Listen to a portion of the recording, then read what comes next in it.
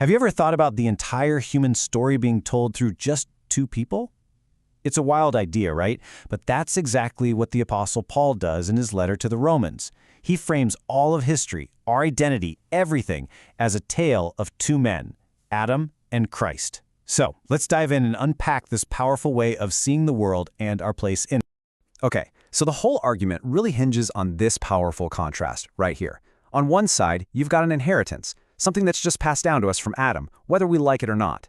And on the other side, you have a gift, something offered to us freely through Christ. This tension, this pull between the inheritance and the gift, that's the key to understanding everything Paul is about to say. So let's start with the first half of this story, what we're calling the Adam problem. Paul argues that all of us, every single one of us, shares this common inheritance. It's a universal issue that traces all the way back to that first man.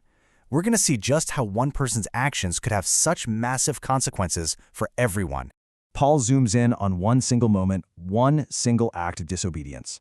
For him, this wasn't just some ancient story. It was a historical turning point. It was the event that fundamentally changed the game for the entire human race that would follow. And the fallout from that one act was huge. It wasn't contained. It's like it opened a door, and through that door, sin and its inevitable consequence, death, walked into the world and became a universal human experience. It became our shared, broken reality. Now, this is a really important distinction to make. Paul is not saying that we're guilty for the specific thing Adam did. No, the idea is that we are born into a state of alienation, with this broken connection to God. And in that state, we're all vulnerable to sin, and, just like Adam, we all end up choosing it ourselves. But, the story doesn't end there, not by a long shot. In fact, this is where everything flips. Paul introduces a second figure, Christ, who doesn't just bring a solution, but, as you can see, a greater gift. Something so much bigger and more powerful than the problem ever was. And this point is absolutely crucial. As Dr. Craig Keener puts it here, this is a deliberately lopsided contrast. Paul is not setting up some neat, balanced equation where one good thing just cancels out one bad thing. Oh no. The whole point is that the gift of grace through Christ completely and totally overwhelms the transgression of Adam. It's not even a fair fight. And this chart just illustrates that lopsided comparison so brilliantly. Let's just walk through it. Where Adam's act brought judgment and condemnation, Christ's obedience brings a free gift and justification. Where Adam led to death, having this reign over us, Christ leads to us reigning in life. Where Adam's story made many people sinners, Christ's story makes many righteous. And look at this last one. Where sin increased, grace didn't just meet it, it increased all the more. It's a total knockout. And you can see this overwhelming generosity, even in the words Paul chooses. I mean, get this. In just 3 verses, he uses the words grace and free gift 8 times. He is just hammering this point home. He wants to make it crystal clear that this isn't something we earn. It's bestowed. It's a gift that elevates us to a completely new way of being. Okay, so that's the big picture. We're all born into Adam's story. So how does a person actually get out of that story and into Christ's story? How do we get our hands on this gift? Well, Paul points to a powerful, symbolic act that his audience would have instantly understood: baptism. Now, to really get what Paul is saying, we have to kind of step back in time. We have to put on first-century glasses and ask this question, what did baptism even mean back then?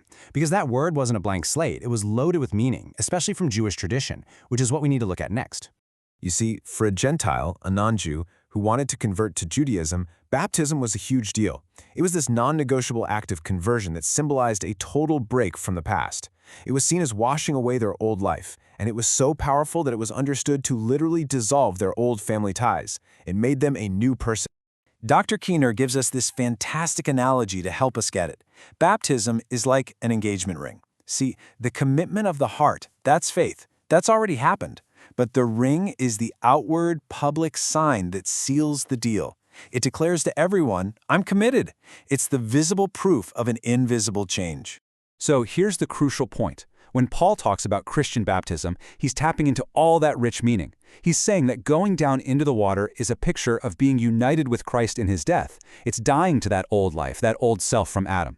And then, coming up out of the water is a picture of sharing in Christ's resurrection, being raised to a completely new kind of life. So this new identity in Christ isn't just some pie in the sky when you die kind of thing. Paul insists it's a reality for us right here, right now. But that raises a really practical question, doesn't it? If we have this brand new identity, how in the world are we supposed to live? And that's what we're going to tackle in this final section, living the new story. I mean, that's the real question, isn't it? If our identity is new, how should we live? If God has already declared us to be new people, totally united with Christ, what does that actually look like on a random Tuesday afternoon when you're stuck in traffic? How does this new status change our day-to-day behavior? Paul's logic works on this simple but incredibly powerful principle. Be what you are. First, he gives us the indicative. That's the statement of facts. It's what's already true. You have died to sin in Christ. Period. That's your new reality. And only after that does he give the imperative, the command. Therefore, live like it. Our actions are supposed to flow from our new identity, not the other way around. And the key to this whole thing is a mental shift.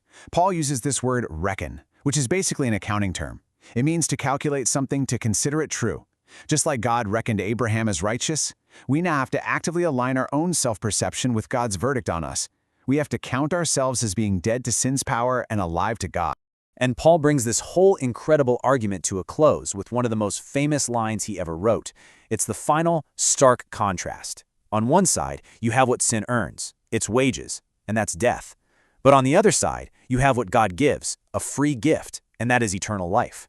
Two paths, two masters, two totally different endings. That's the ultimate choice Paul puts in front of us. So in the end, Paul's entire argument leaves us right here with this final, personal question. This isn't just abstract theology. This is about your identity. If through Christ you have really been moved out of Adam's story and into a brand new one, if God has declared you to be a new creation, well, the only question left to consider is, how will you live?